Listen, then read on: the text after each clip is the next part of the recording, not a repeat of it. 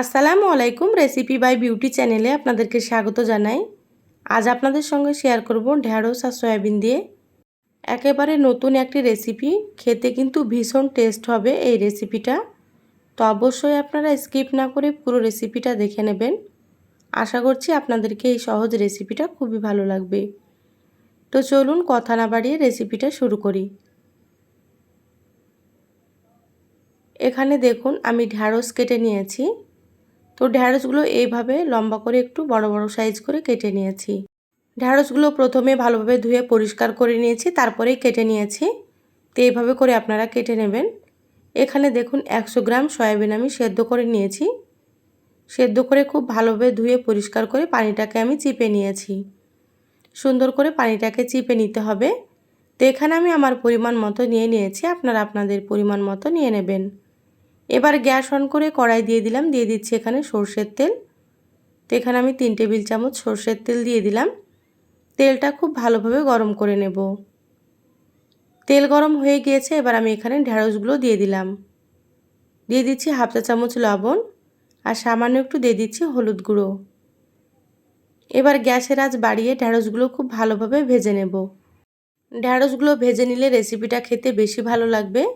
তো একটু সময় নিয়ে ভেজে নিতে হবে।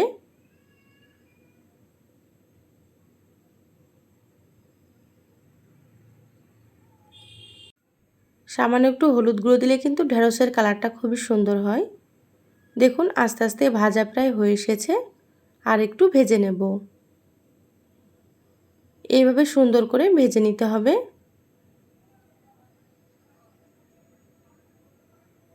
দেখুন ঢ্যাঁড়সগুলো ভাজা হয়ে গিয়েছে, এবার আমি ঢ্যাঁড়সগুলো তেল ঝরিয়ে তুলে নিচ্ছি।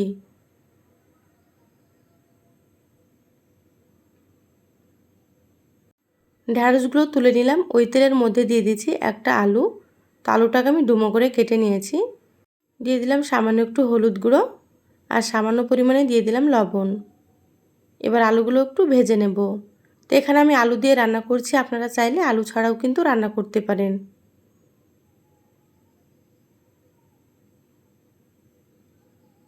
দেখুন আলুগুলো ভাজা হয়ে গিয়েছে, এবার আমি আলুগুলো তুলে নিচ্ছি।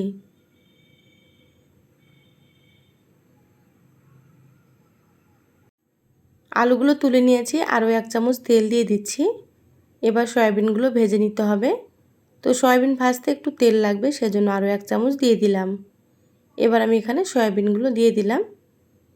আবারও সামান্য একটু লবণ দিয়ে দিলাম আর সামান্য পরিমাণে দিয়ে দিচ্ছি হলুদ গুঁড়ো। এবার সয়াবিনগুলো লাল করে ভেজে নেব। সয়াবিনগুলো ভেজে রান্না করলে কিন্তু খেতে বেশি ভালো লাগে। তো একটু সময় নিয়ে ভেজে নিতে হবে। যারা চ্যানেলে নতুন এসেছেন, ভিডিওটি ভালো লাগলে প্লিজ চ্যানেলটা সাবস্ক্রাইব করে সাথে থাকবেন। যারা ফেসবুক পেজ থেকে ভিডিওটি দেখছেন, একটা লাইক দিয়ে পেজটা ফলো করে রাখবেন পরবর্তী ভিডিও নোটিফিকেশান পাওয়ার জন্য। সয়াবিনগুলো আমি নেড়েচেড়ে সুন্দর করে ভেজে নিচ্ছি। তো গ্যাসের আঁচ মিডিয়ামে রেখে সয়াবিনগুলো একটু সময় নিয়ে ভেজে নিতে হবে। আস্তে আস্তে দেখুন কালারটা চেঞ্জ হয়ে গিয়েছে, আর একটু ভেজে নেব।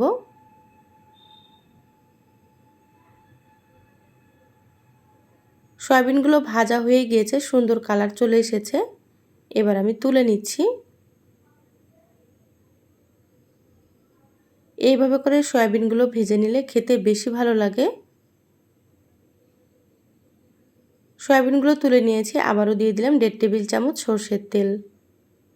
সামান্য একটু দিয়ে দিলাম কালো জিরা। কালো জিরার ফ্লেভারটা কিন্তু ভালো লাগে, তো যারা পছন্দ করেন দিয়ে দেবেন। এবার এখানে দিয়ে দিলাম 2টো বড় সাইজের পেঁয়াজ কুচি। এই রেসিপিতে পেঁয়াজের পরিমাণ একটু বেশি দিলেই খেতে ভালো লাগে। দেখুন এবার নেড়েচেড়ে পেঁয়াজগুলো একটু ভেজে নিচ্ছি। পেঁয়াজগুলো খুব বেশি লালচে কালার করে আমি ভাজবো না, হালকা করে ভেজে নেব।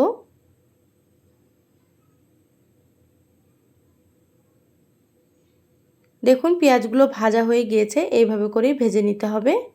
এবার আমি এখানে দিয়ে দিলাম 1 চা চামচ আদা বাটা আর দিয়ে দিচ্ছি 1 চা চামচ রসুন বাটা আর এখানে দিয়ে দিচ্ছি একটা টমেটো কুচি। তো এখানে আমি মিডিয়াম সাইজের একটা টমেটো দিয়ে দিলাম। এবার দিয়ে দিচ্ছি স্বাদ মতো লবণ। তো লবণটা এখানে বুঝেই ব্যবহার করতে হবে, কারণ প্রথমে ভাজার সময় আমি লবণ দিয়েছিলাম, সেটা বুঝেই দিয়ে দিলাম। এবার নেড়েচেড়ে খুব ভালোভাবে মশলাটা ভেজে নেব। আদা রসুনের কাঁচা গন্ধ চলে যাওয়া পর্যন্ত। আর লবণ দেওয়ার কারণে টমেটো খুব তাড়াতাড়ি নরম হয়ে যাবে, সেজন্য আমি প্রথমেই দিয়ে দিলাম। দেখুন মশলাটা ভেজে নিয়েছি। এবার এখানে দিয়ে দিলাম হাফ চা চামচ হলুদ গুঁড়ো, হাফ চা চামচ জিরা গুঁড়ো, হাফ চা চামচ দিয়ে দিচ্ছি ধনিয়া গুঁড়ো। এখানে আমি হাফ চা চামচের থেকে একটু কম দিয়ে দিলাম মরিচের গুঁড়ো। তো এখানে আমি কাঁচা মরিচ ব্যবহার করব, সেজন্য অল্প করে দিয়ে দিলাম। আপনারা যেমন ঝাল খেতে পছন্দ করেন সেইভাবে মরিচ ব্যবহার করবেন। হাফ চা চামচ দিয়ে দিলাম কাশ্মীরি মরিচের গুঁড়ো। কাশ্মীরি মরিচের গুঁড়োটা আমি কালারের জন্য দিয়ে দিলাম, আপনারা চাইলে কাশ্মীরি মরিচের গুঁড়োটা স্কিপ করতে পারেন। এখানে আমি সামান্য পরিমাণে পানি দিয়ে দিলাম। তো অবশ্যই একটু পানি দিতে হবে, নাহলে শুকনো মশলাগুলো পুড়ে যাবে। খুব ভালোভাবে একটু নেড়েচেড়ে নিলাম। এবার ঢাকা দিয়ে 5 মিনিট মশলাটা খুব ভালোভাবে কষিয়ে নেব। দেখুন 5 মিনিট পর ফিরে আসলাম। মশলাটা খুব সুন্দর মতো কষানো হয়ে গিয়েছে, কালারটাও খুব সুন্দর চলে এসেছে। খুব ভালোভাবে একটু নেড়েচেড়ে নিচ্ছি।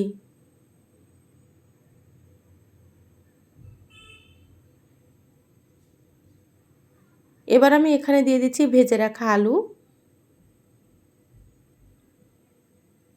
আর এখানে দিয়ে দিচ্ছি ভেজে রাখা সয়াবিন। এবার মশলার সাথে খুব ভালোভাবে একটু কষিয়ে নেব। এভাবে 2 থেকে 3 মিনিটের মতো কষিয়ে নিতে হবে মশলার সাথে, তাহলে রান্নাটা খেতে বেশি ভালো লাগবে। তো আমি এখানে যতটা পরিমাণে রান্না করছি সেই পরিমাপে মশলাগুলো দিয়ে দিলাম। আপনারা যদি এর থেকে বেশি রান্না করেন তাহলে মশলার পরিমাণ বাড়িয়ে দেবেন। দেখুন খুব ভালোভাবে কষিয়ে নিয়েছি। এবার এখানে আমি দিয়ে দিচ্ছি পরিমাণ মতো পানি। তো এখানে আমি 3 কাপ পরিমাণে পানি দিয়ে দিলাম। এবার নেড়েচেড়ে নিচ্ছি। এবার আমি এখানে দিয়ে দেবো 4টে চেরা কাঁচা মরিচ। তো ঝাল বুঝে আপনারা কাঁচা মরিচ দিয়ে দেবেন। এবার ঢাকা দিয়ে 6 থেকে 7 মিনিট রান্না করে নেব। দেখুন 7 মিনিট রান্না করে নিয়েছি, ঢাকাটা খুলে নিলাম।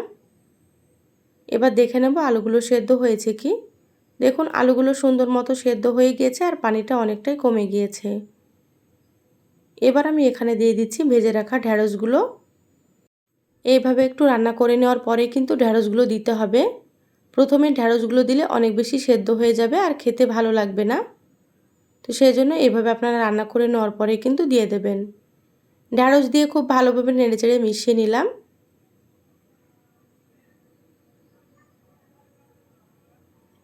এবার আমি ঢাকা দিয়ে আবারও রান্না করে নেব 5 মিনিট। গ্যাসের আঁচ মিডিয়ামে রেখে রান্না করে নিচ্ছি। তো ফিরে আসছি 5 মিনিট পর। দেখুন 5 মিনিট রান্না করে নিয়েছি, ঢাকাটা খুলে নিলাম। ঢ্যাঁড়সগুলো খুব সুন্দর মতো সেদ্ধ হয়ে গিয়েছে আর ঝোলটাও দেখুন অনেকটাই কমে গিয়েছে। এবার আমি এখানে দিয়ে দিচ্ছি হাফ চা চামচ গরম মশলার গুঁড়ো। গরম মশলাটা দিলে ফ্লেভারটা খুবই ভালো আসবে। তো গরম মশলার রেসিপিটা আমার চ্যানেলে দেওয়া আছে, চাইলে আপনারা দেখে নিতে পারেন। মশলাটা দিয়ে খুব ভালোভাবে একটু নেড়েচেড়ে মিশিয়ে নেব হালকা হাতে। এই রেসিপিটা থাকলে গরম ভাতে আর কিছুই লাগবে না, এত সুন্দর হয় খেতে। আর আমার চ্যানেলে আরও অনেক রেসিপি আছে, চাইলে আপনারা রেসিপিগুলো দেখে আসতে পারেন, দেখবেন ভালো লাগবে। দেখুন রান্না হয়ে গিয়েছে, গ্যাস বন্ধ করে দিলাম। ঢাকা দিয়ে 5 মিনিট রেখে দেবো, তারপরে আপনাদেরকে আমি সার্ভ করে নিয়ে দেখাচ্ছি। দেখুন 5 মিনিট পর আমি বলে ঢেলে নিয়েছি। রান্নার কালারটা দেখুন কত সুন্দর হয়েছে। আপনারা হয়তো দেখেই বুঝতে পারছেন রান্নাটা কতটা সুন্দর হয়েছে। খেতে ভীষণ ভালো হয়। তো অবশ্যই আপনারা এইভাবে একবার রান্না করে খেয়ে দেখবেন। যাকে খাওয়াবেন সেই কিন্তু এই রেসিপিটা খুবই পছন্দ করবে। তো কেমন লাগলো অবশ্যই চ্যানেলের কমেন্ট বক্সে কমেন্ট করে জানাবেন। ভালো লাগলে একটা লাইক দিয়ে ভিডিওটা আপনারা শেয়ার করে দিবেন। সবাই ভালো থাকবেন, সুস্থ থাকবেন। ধন্যবাদ সবাইকে। আল্লাহ হাফেজ।